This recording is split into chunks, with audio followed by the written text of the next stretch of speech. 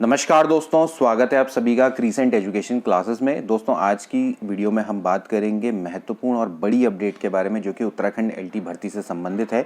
Uttarakhand LT भर्ती को दोस्तों निरस्त कर दिया गया है। दोबारा दोस्तों इसका विज्ञापन होगा जारी, नए सिरे से होगी भर्ती प्रक्रिया शुरू। इसके निर्देश दिए हैं हाईकोर्ट ने यूके को। और इसके अलावा दोस्तों एलटी भर्ती परीक्षा में भी हुई थी गड़बड़, इसके भी दोस्तों साक्ष्य मिले हैं। तो चलिए क्या है पूरी खबर जानते हैं। सबसे पहले दोस्तों हम बात करेंगे एलटी भर्ती प्रक्रिया को लेकर। देखिए एलटी के 246 पदों पर नए सिरे से होगी भर्ती। हाईकोर्ट ने दोस्तों जो एलटी भर्ती प्रक्रिया चल रही थी, खासकर दोस्तों जो एलटी कला की दोस्तों हम बात कर रहे हैं, यहाँ पर दोस्तों जो 246 पदों पर भर्ती प्रक्रिया को नए सिरे से शुरू करने के आदेश दिए हैं। काफ़ी समय से दोस्तों एलटी कला का कोर्ट केस चल रहा था और इसमें मैं आपको लगातार दोस्तों अपडेट्स दे रहा था। इसके बाद लास्ट टाइम मैंने आपको बताया भी था कि जो एलटी कला कोर्ट केस है उसका रिजल्ट जल्दी आ जाएगा। इसका जजमेंट रिजर्व कर लिया गया है, फाइनल हियरिंग हो चुकी है, अब इसके बाद जल्दी ही जजमेंट आ जाएगा। तो जजमेंट दोस्तों डिलीवर हो चुका है, कल दोस्तों मंडे को इसको डिलीवर किया गया था। हालांकि दोस्तों अभी तक जजमेंट की कॉपी मेरे पास नहीं आई है, क्योंकि दोस्तों इनकी जो वेबसाइट है उसमें मैं काफ़ी समय से सर्च कर रहा हूँ। कल भी दोस्तों इनकी जो वेबसाइट है पूरी तरह से काम नहीं कर रही थी, वरना मैं कल ही इस पर वीडियो अपलोड कर देता। हालांकि कल दोस्तों मैंने एक वीडियो डाली थी जिसमें कि दोस्तों जो वकील हैं, जो कि Pushpa versus state of Uttarakhand जो कि आपका केस चल रहा था, इसमें जो महत्वपूर्ण केस चला था, तो जो उनके वकील हैं उनके द्वारा स्टेटमेंट दे दिया गया था कि जो उत्तराखंड हाई कोर्ट है उन्होंने दोस्तों यूके को स्पष्ट निर्देश दे दिए हैं कि भैया जो 2014 की जो नियमावली है एनसीटी की बनी हुई, उसके आधार पर ही भर्ती प्रक्रिया को दोबारा से शुरू किया जाए और बीएड को अनिवार्य किया जाए। और ये दोस्तों मैंने आपको जो जजमेंट था लास्ट टाइम मैंने आपको पूरा पढ़ के सुनाया था, उसमें एक्सप्लेनेशन भी दोस्तों मैंने दिया था। तो वो कहीं ना कहीं पूरी तरह से इशारा कर रहा था कि भाई जो हाई कोर्ट है वो इसमें डिसीजन यही देगा कि 2014 के जो मानक बने हुए एनसीटी, उसके आधार पर ही भर्ती प्रक्रिया को स्टार्ट किया जाए। सरकार ने अपनी ओर से जो 2014 में जो बीएड की अनिवार्यता को ख़त्म कर दिया गया था उसको इन्होंने पूरी तरह से डिमोलिश कर दिया है। कि इन्होंने ये कह दिया कि भाई राज्य सरकार से कि आप इस तरह से अपने मन से बीएड की योग्यता को आप कैसे हटा सकते हैं। इसमें काउंटर एफिडेविट भी मांगा गया था, यूके से भी मांगा गया था। इसके अलावा जो रीजनल डायरेक्टर है एनसीटी से, उनसे भी मांगा गया था। उनसे पूछा भी गया था प्रश्न कि जो आरटी एक्ट है वो तो भैया 6 से 14 वर्ष तक के बच्चों के लिए निःशुल्क शिक्षा की व्यवस्था करता है, उसके अलावा जो 8th तक के टीचर हैं उनकी योग्यता निर्धारित करता है। तो भाई 9th और 10th की योग्यता उन्होंने कैसे निर्धारित कर दी? वो तो एनसीटी के रेगुलेशन 2014 के अकॉर्डिंग होनी चाहिए। तो यही प्रश्न उनसे पूछा गया था। बाद में उन्होंने कहा कि भैया देखो ऐसे कोई भी मानक नहीं है, ये तो खैर राज्य सरकार ने अपनी ओर से स्टेप लिया है। ठीक है, तो सीधी बात है कि जो इस समय पर जो नियम होंगे वो एनसीटी के 2014 के रेगुलेशन के अंडर होंगे और जो भर्ती प्रक्रिया होगी वो 2014 के जो रेगुलेशंस बने हैं उनके अनुसार ही होगी। उसमें शिक्षकों की योग्यता के बारे में लिखा गया है, चाहे प्राइमरी टीचर हो, चाहे एलटी टीचर हो, चाहे आपका लेक्चरर हो, सभी के जो नियम होते हैं वो एनसीटी के रेगुलेशन के अकॉर्डिंग ही होंगे। तो सीधी बात है कि बीएड को दोस्तों अब अनिवार्य कर दिया गया है।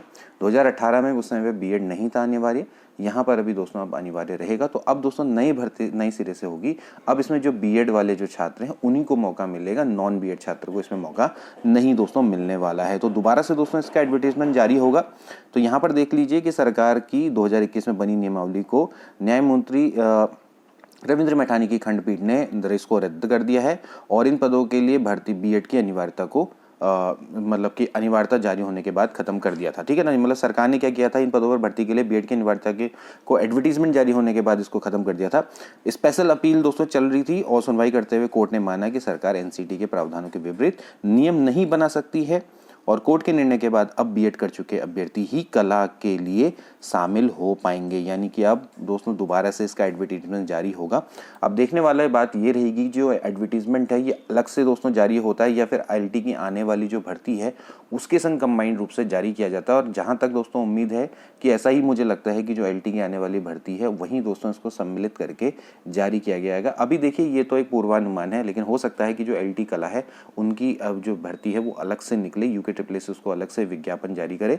लेकिन मोस्ट प्रोबेबली ये लगता है कि जो आने वाले पद हैं उनके संग सम्मिलित करके पूरी तरह से नई भर्ती को, यानी कि जो आगे और कला के पद आने थे उसमें ऐड करके शायद इस भर्ती को निकाला जाएगा। तो यहाँ पर दोस्तों आप देख सकते हैं कि 3 साल पूरी तरह से युवाओं के इन्होंने बर्बाद कर दिए हैं एक गलती की वजह से, क्योंकि बीएड को जब इन्होंने अपनी सेवा नियमावली में भी शामिल किया था, इनकी अगर आप देखें तो जो एलटी की भर्ती की सेवा नियमावली उत्तराखंड अगर आप देखें तो प्रशिक्षित स्नातक अध्यापक की सेवा नियमावली, उसमें भी दोस्तों इन्होंने साफ साफ लिखा है कि भाई बीएड अनिवार्य है। तो उसके मानकों के विपरीत जाके इन्होंने जो भर्ती प्रक्रिया है उसमें बीएड को क्यों हटा दिया, इससे तो ऐसा होना ही था। तो इसमें कहीं ना कहीं कोर्ट में जानी थी भर्ती प्रक्रिया और बाद में इसको फाइनली रद्दी करना था, क्योंकि ऐसा तो नहीं कर सकते थे कि जिन्होंने पेपर दे दिया उनको अब आप उनका रिजल्ट ही जारी ना करें, ठीक है। तो कहीं ना कहीं इस भर्ती के रद्द होने के पूरे चांसेस थे। तो यहाँ पर आप देख सकते हैं कि बीएड की अनिवार्यता को दोस्तों अब यहाँ पर सरकार के द्वारा ख़त्म किया गया और अब दोस्तों यहाँ पर साफ साफ है कि भाई बीएड करना अनिवार्य है। इसके अलावा देखिए अन्य जगह भी दोस्तों ये न्यूज़ अभी फिलहाल छाई हुई है कि एलटी के लिए बीएड होना अब दोस्तों होगा अनिवार्य। नई विज्ञप्ति जारी करने को कहा है। सरकार के नियम एनसीटी के प्रावधानों के दोस्तों विपरीत थे और उन्होंने साफ साफ बोला है कि भैया दोबारा से इसमें भर्ती को नए सिरे से दोस्तों स्टार्ट किया जाए, दोबारा से विज्ञापन को जारी किया जाए। ये दोस्तों यहाँ पर बात कही गई है हाईकोर्ट के द्वारा। तो दोस्तों अब कला में जब अब एलटी के लिए बीएड अब दोस्तों अनिवार्य हो चुका है, तो यहाँ पर आप देखिएगा कि जो एलटी का जो कला का दोस्तों जो सिलेबस है दोस्तों वो भी आपको चेंज देखने को मिल सकता है। यहाँ पर जो एलटी कला में दोस्तों जो प्रश्न पूछे जाते थे वो 100 के 100 प्रश्न दोस्तों केवल सब्जेक्ट बेस हुआ करते थे, जबकि अन्य में क्या होता है 70 नंबर की दोस्तों आपका सब्जेक्ट पूछा जाता है और 30 नंबर का दोस्तों आपसे teaching pedagogy and child psychology पूछी जाती है, ठीक है ना। तो यहाँ पर दोस्तों अब क्या होगा कि ये नियम चेंज हो जाएगा। कला में दोस्तों क्या होता था कि पूरा का पूरा 100 मार्क्स का आपसे कला ही पूछा जाता था, ठीक है ना, यानी कि आपका सब्जेक्ट पूछा जाता था। क्योंकि अब दोस्तों इसमें बीएड होना अनिवार्य है तो फिर आप समझ लीजिए कि इसमें आपकी teaching pedagogy and child psychology भी दोस्तों आपको देखने को मिलेगी। यहाँ पर ये 100% तय आप मान के चलिए, ठीक है ना। तो अब जो कला वाले हैं दोस्तों वो इसी तरह से प्रिपेयर करें। अब केवल सब्जेक्ट बेस्ड नॉलेज से नहीं चलेगा, साथ ही साथ दोस्तों आपको शिक्षा मनोविज्ञान भी आपको दोस्तों पढ़ना पड़ेगा। ये चीज़ आप थोड़ा यहाँ पर आप सोच समझ के चलिएगा। अब दोस्तों हम बात करेंगे एलटी भर्ती परीक्षा में दोस्तों जो गड़बड़ हुई थी। तो यहाँ पर देख लीजिए एलटी की भर्ती परीक्षा में शामिल हुए थे मुन्ना भाई। मुन्ना भाई का मतलब समझ रहे ना कि पेपर देने किसी और को भेज दिया अपने बदले, ठीक है। तो देख लीजिए सहायक अध्यापक एलटी भर्ती परीक्षा में कई अभ्यर्थियों ने परीक्षा पास करने के लिए मुन्ना भाइयों का सहारा लिया था। पुलिस की जांच में इनके नामों का खुलासा होने पर आयोग ने 3 मुन्ना भाइयों समेत 18 अभ्यर्थियों को भविष्य की परीक्षाओं से बाहर करने के नोटिस भेजे हैं, समझ रहे हैं। तो यूके SSSC आयोग ने 2018 में जो एलटी भर्ती परीक्षा कराई थी, इसके तहत यूएस नगर के परीक्षा केंद्र में शामिल कुछ अभ्यर्थियों पर आयोग के अफसरों को संदेह हुआ था। बायोमेट्रिक हाजिरी के दौरान इनके अंगुलियों के निशान का मिलान सही से नहीं हो पाया था। आयोग ने संदेह के आधार पर ऐसे अभ्यर्थियों के खिलाफ रायपुर थाने में मुकदमा दर्ज कराया था। क्योंकि अभ्यर्थी यूएस नगर जिले में बनाए गए परीक्षा केंद्र में शामिल हुए थे तो मुकदमा वहीं हस्तांतरित कर दिया गया और पुलिस जांच में सामने आया कि 18 अभ्यर्थियों ने फर्जी दस्तावेज और इलेक्ट्रॉनिक अभिलेखों के आधार पर सुनियोजित तरीके से अनुचित लाभ लेने की कोशिश की और आरोप है कि ऐसे अभ्यर्थियों ने खुद परीक्षा में शामिल हुए थे और उन्होंने कॉपी में मुन्ना भाइयों का रोल नंबर अंकित किया, जबकि मुन्ना भाइयों ने असली अभ्यर्थियों के रोल नंबर से परीक्षा दी। तो पुलिस की जांच रिपोर्ट मिलने से पर आयोग ने इन सभी अभ्यर्थियों को भविष्य की परीक्षाओं से डिबार करने का नोटिस दोस्तों भेज दिया है।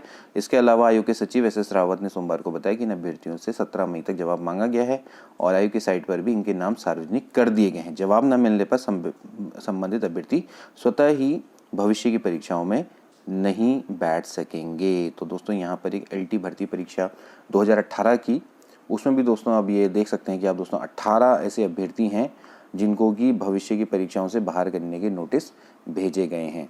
तो दोस्तों आज की वीडियो के लिए इतना ही, मिलते हैं अगली वीडियो में। Good bye.